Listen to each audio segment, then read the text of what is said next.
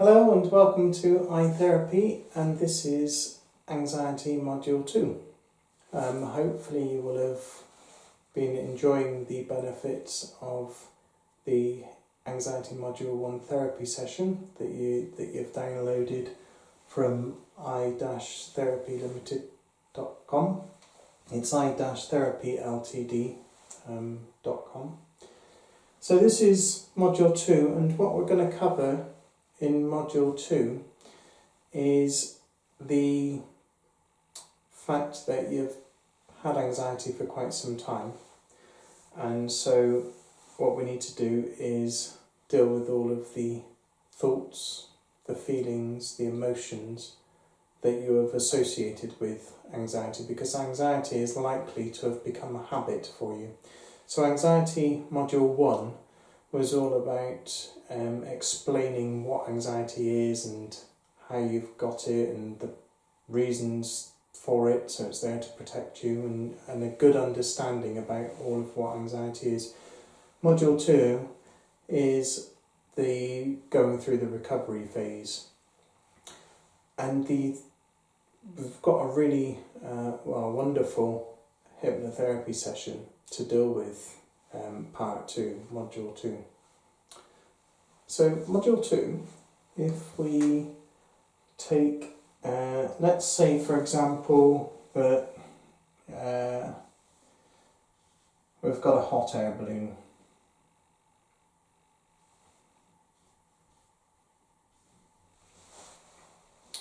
And this is the anxiety sufferer here, that we're not going to call an anxiety sufferer anymore, because we're going to start changing the language.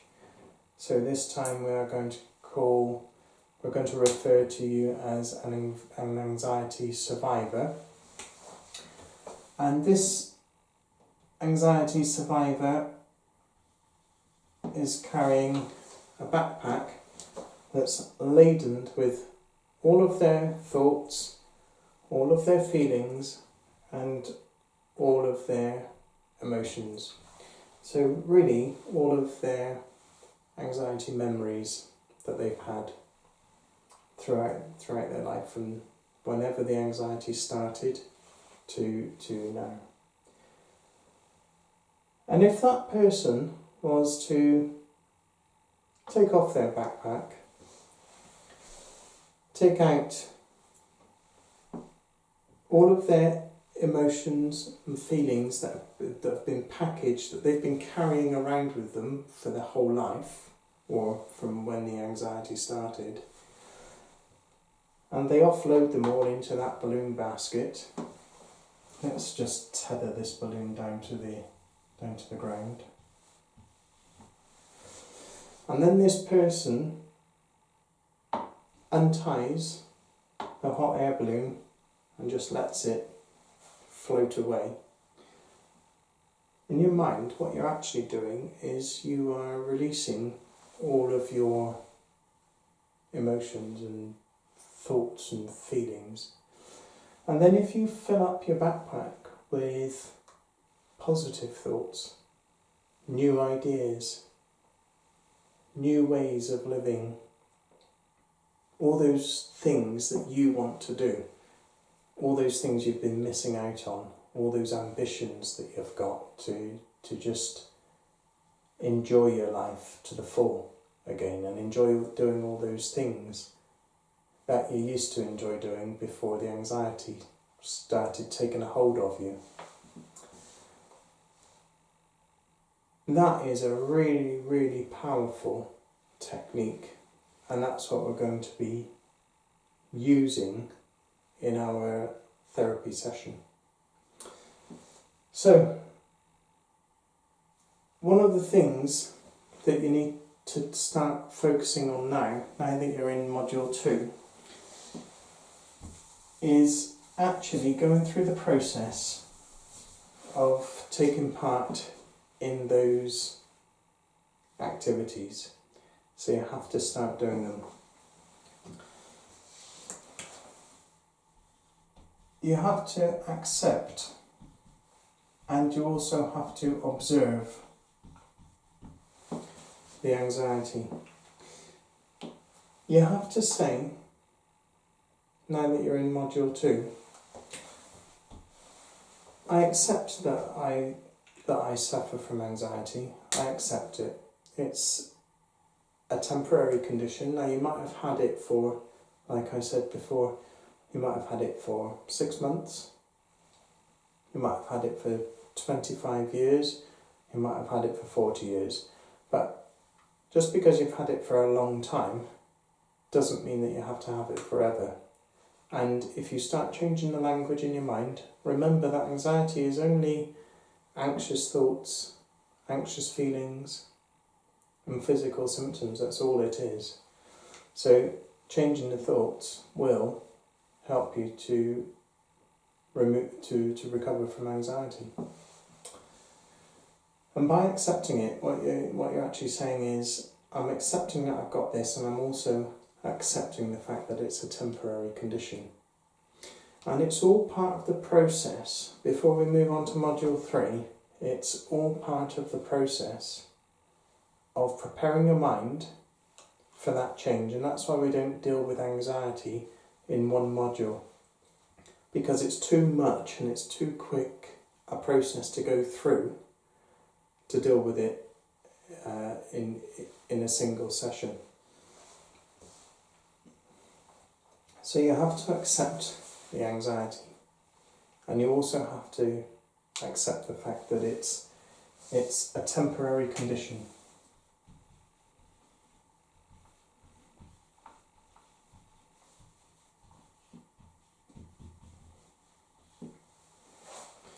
So that's all you need to do. So consciously, because with hypnotherapy,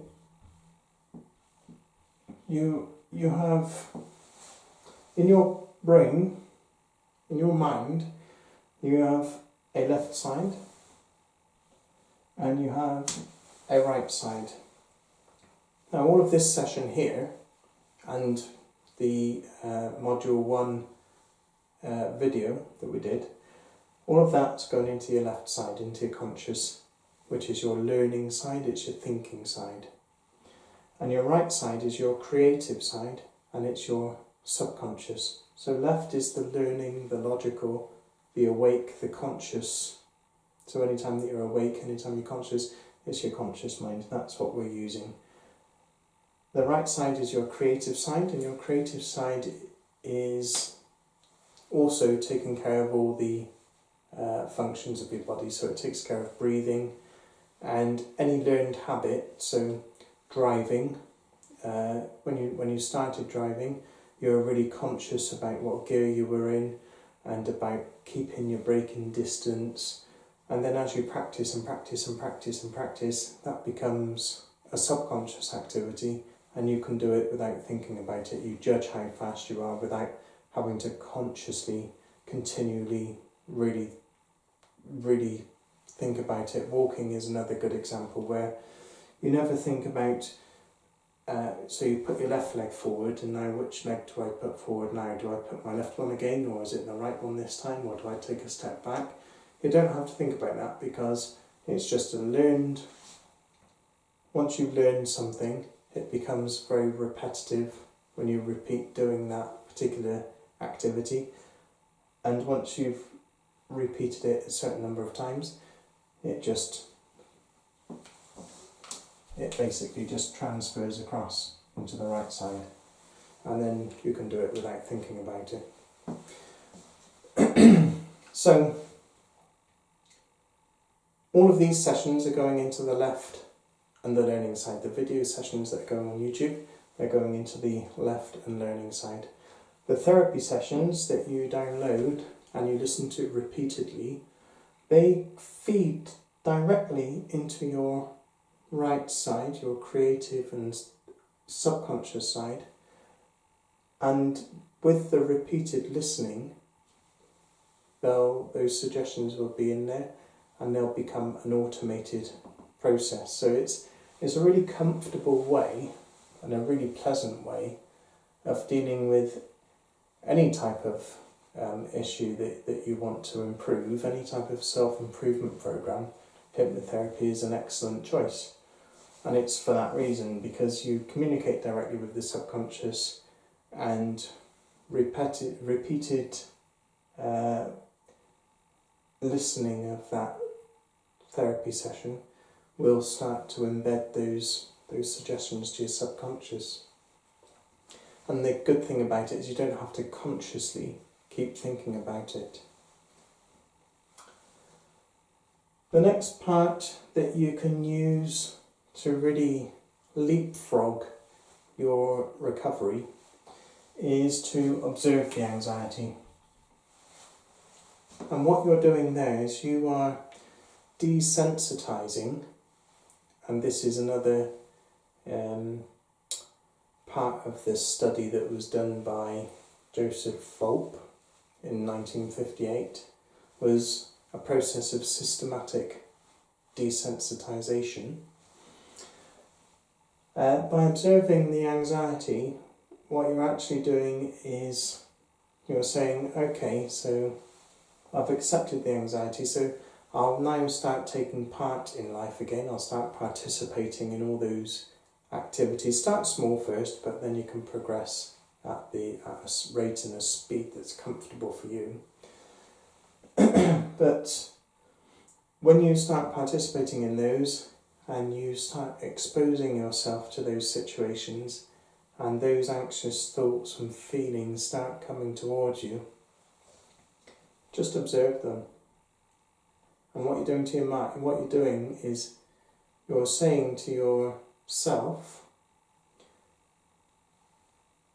I'm not actually bothered, I'm not actually embarrassed about these feelings. I know they're going to happen, I know they're going to come towards me. If I go out and do an activity that I'm going to get really anxious about before I start, then the likelihood is that when I go out there, I'll suffer some anxious discomfort whilst I'm participating in that activity, and automatically you're really reversing what that anxiety was there to do, because it's there to protect you. And what you're saying is, I don't need that level of protection because I'm quite happy, I'm able to deal with this situation without being on that level of high alert. So observing it is a really good way of utilising the conscious part of your mind in the recovery process. So what you could do, for example, is you take your stickman or lady, and you go and you do your activity, whatever that particular activity is that makes you feel anxious, and you say to yourself, right, which particular symptom, which thought or which feeling am I going to have first? So just start noticing, just notice what's the pattern, how does it happen? So what is the anxious feeling that I'll get first? What is it? Is it going to be the nervousness, or is it going to be I've got this apprehension, or I've got a sense of foreboding, or am I going to have this terrifying fantasy fear issue going on? Am I going to feel really petrified? And just notice, just talk it through your mind. What is it that I'm going to feel first? And then the next thing is the thoughts that follow on from the feelings. So you can notice those. What terrifying thoughts am I going to have as a result or following on from those feelings? I wonder if I'll think today that my heart's going to pump so fast that I'm going to die, or that I'm going to faint straight away, or I wonder if I'm going to convince myself that I'm terminally ill again, like I did 3 months ago, and actually there was nothing wrong with me. by observing it, you're really going through that process. You're just demonstrating to yourself that you really understand what the anxiety is, and that you're working with it and you really understand it, and that actually you don't need it, because you're still going to continue going on participating in life. You're going to continue, so you know the anxiety is there and you know that it's been there for a while, but really what you're doing is you're putting it over to one side while you're going through the recovery process. So you still continue, you start to participate in things that you haven't done for a long time, you start to find new activities that you're going to start doing, and really start just living again. So feelings, thoughts, and then the last one, which is the one that causes the embarrassment for people because of the social stigma attached to all of those physical symptoms, like the sweating or the blushing or the fast heart or the not being able to speak or the hoarse voice as a result of these tensioning, these muscles here are tensioning. So we know that they've all got a reason, but there's a social stigma attached with them, because what we've done is we've said that when that happens, it either indicates that somebody's guilty of doing something or they've got something to hide. We've made our own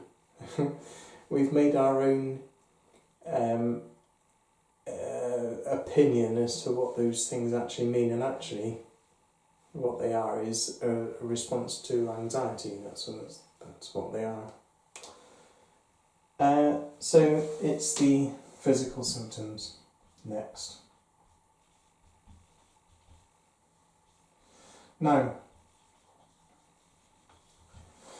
what you're likely to find is that you don't have to do these things too many times before you find that you can go out and really build your confidence in taking part in those activities that you've wanted to do for a long time, that you've avoided because of the worry about experiencing one of these things happening to you, or all three of those things happening to you, or the embarrassment associated with the physical symptoms.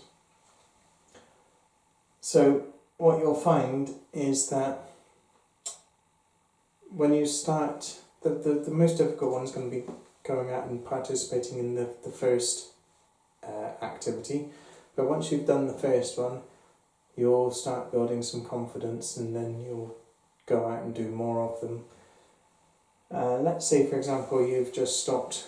We'll choose shopping because it's something that people commonly do. So if you've avoided going shopping by bus and on a Saturday afternoon in rush hour, say between 12 and 2 or something like that, then that's a perfect opportunity, isn't it? Use that as your first trial and go through this process. So the thinking pattern that you've got in your mind is, I accept that I've got it, but it's only temporary, and I'm going to observe it when it does happen. So it's practice, effectively, it's practice. And you practice, and you'll find you don't have to do this too much, because what you'll find is that actually you will likely get some of this in the early examples, but after that they'll fade away really quickly. So that's why it's really important you go out and practice. It's like learning a new skill. When you learn a new skill, if you then don't do anything with that new skill, then it's a bit of a waste of time learning it, other than just for your own interest. So you have to go out and practice now. You've gone through this learning process, so now go out and practice it, and start the recovery process off. One of the things that's really going to help you and will give you confidence to proceed with practicing these, taking part in the activities, all the things you've been missing out on over the years. One of the things that's going to give you a really good boost of confidence is creating an anchor. And again, it's a technique that we use in hypnotherapy, but actually you can do this out of hypnosis as well. So the anchor, so I'll just put a big anchor there.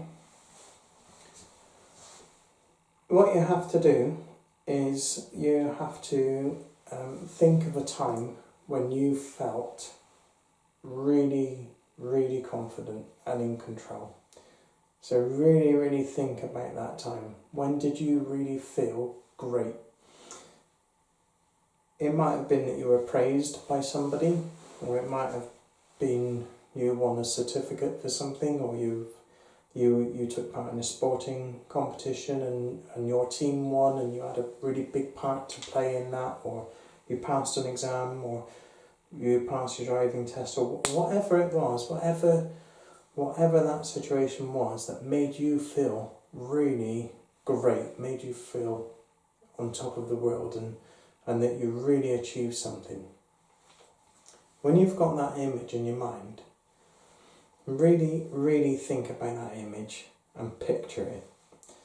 And then when you've pictured it, make that picture as colourful as you can and make those colours more and more intense. Almost like changing a photo from black and white and seeing it turn into colour. Do that with the image that you've got in your mind, and just really ramp up the colours so they're really intense. And then the next thing to do is to add some sound to that, add some really good sound. So anything, it might be the words of a song that you enjoy, or it could be birds singing, whatever it is that floats your boat. Just really, really make this whole image in your mind really colourful, great sound, really intense, until you, in yourself, you feel really, really good. And then squeeze your thumb and your middle finger together and really squeeze them together. And hold that for a few seconds, say 10 seconds, and then let go and let the image go as well. And then just repeat doing that. So repeat doing that.